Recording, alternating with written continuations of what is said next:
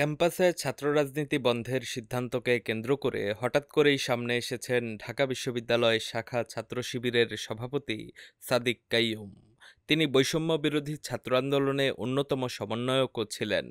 হঠাৎ করে প্রকাশ্যে আসা কে এই সাদিক কাইয়ুম সেটা জানার চেষ্টা করছেন নেটিজেনরা। জানা গেছে, সাদিক কাইয়ুম ঢাবির রাষ্ট্রবিজ্ঞান বিভাগের 2016-17 সেশনের শিক্ষার্থী।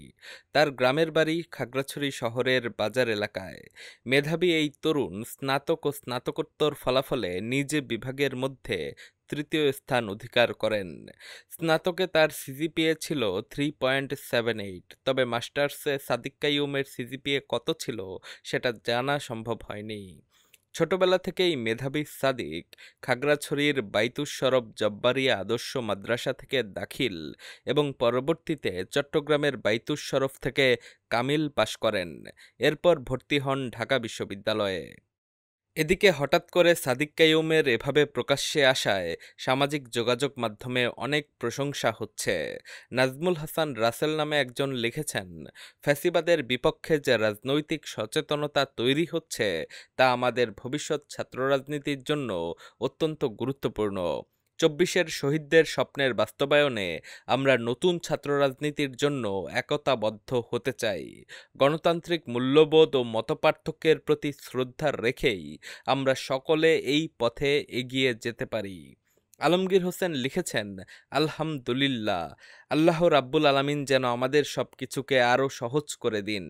আমার মনে হয় এই প্রথম ঢাকা বিশ্ববিদ্যালয়ে শিবিরের কোনো সভাপতি সংগঠনের পদবি ব্যবহার করে ফেসবুকে স্ট্যাটাস দিয়েছেন।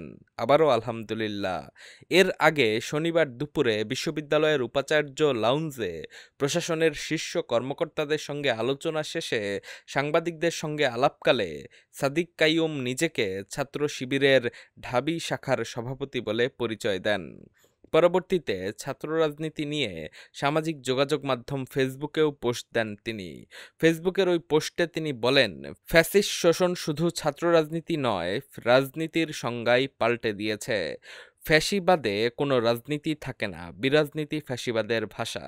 ফ্যাসিবাদ ছাড়া সকল বাদ, ইজম ও রাজনীতি ফ্যাসিবাদে অনুপস্থিত থাকে। ফ্যাসিবাদে কোনো রাজনীতি নেই, শুধু ফ্যাসিবাদই রয়েছে। টেন্ডারবাজি, গুম, খুন, ক্রসফায়ার, ফাঁসি, ধর্ষণ, রাহাজানি, দুর্নীতি এইসব কিন্তু রাজনীতি নয়, এগুলো হলো ফ্যাসিবাদ। আওয়ামী ফ্যাসিবাদের গত 16 বছরের ভয়ঙ্কর দিনগুলো কিংবা তার পূর্বেরও অনাকাঙ্ক্ষিত ঘটনাগুলো রাজনীতির প্রতি তীব্র ঘৃণা সৃষ্টি করেছিল তরুণ প্রজন্মের মধ্যে। কিন্তু 24-এর ছাত্র জনতার অভ্যুত্থান সমস্ত ভুল ভেঙে দিয়েছে। রাজনীতি সম্পর্কে তৈরি হয়েছে নতুন সচেতনতা। দেয়ালে দেয়ালে লেখা হচ্ছে, এখানে রাজনৈতিক আলাপ করা জরুরি।